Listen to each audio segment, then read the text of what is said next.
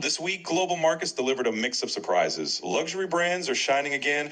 Gold collapsed in its biggest drop in over a decade. Oil surged on new sanctions. Tesla shocked Wall Street with disappointing profits. And Elon Musk is demanding a $1 trillion bonus.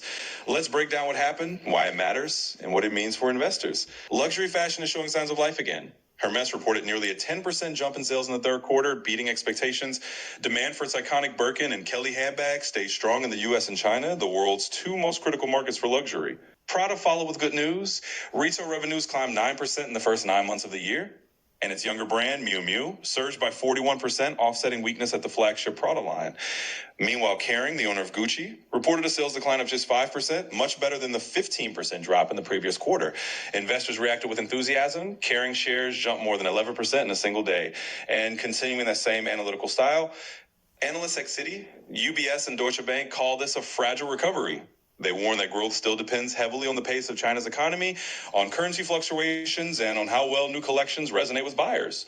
Still, after months of slowdown, the sector's finally giving investors hope. The latest U.S. inflation numbers gave Wall Street reason to celebrate. In September, consumer prices rose just 3% year over year. That's lower than the expected 3.1%, and it marks the first meaningful slowdown in months. Core inflation, excluding food and energy, also came in below forecasts, rising only 0.2%. Informative tone continues. Markets jumped immediately. The S&P 500 gained nearly 1%.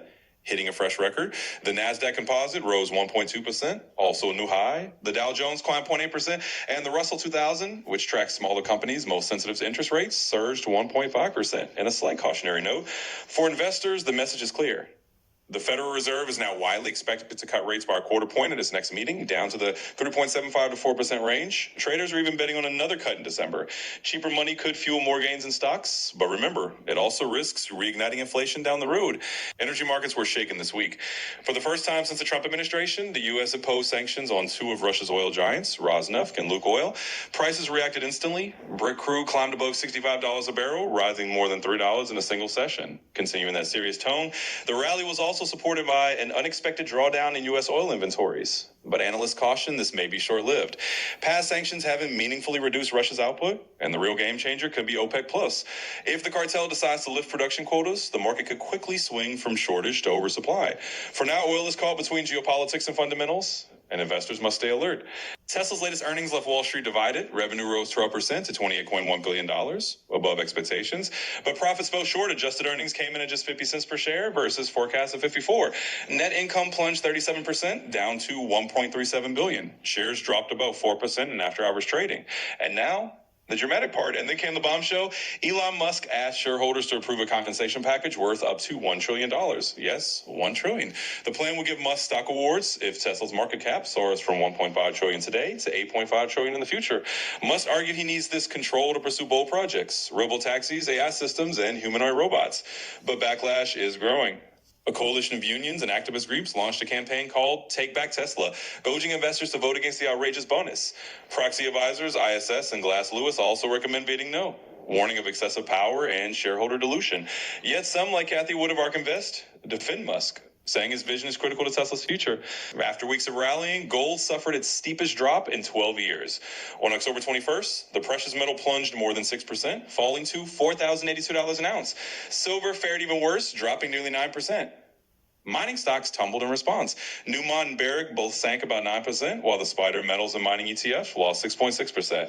Why the sudden crash? Analysts point to several factors: a stronger U.S. dollar, optimism around U.S.-China trade talks, the seasonal end of India's gold buying spree, and delayed U.S. economic data due to the government shutdown.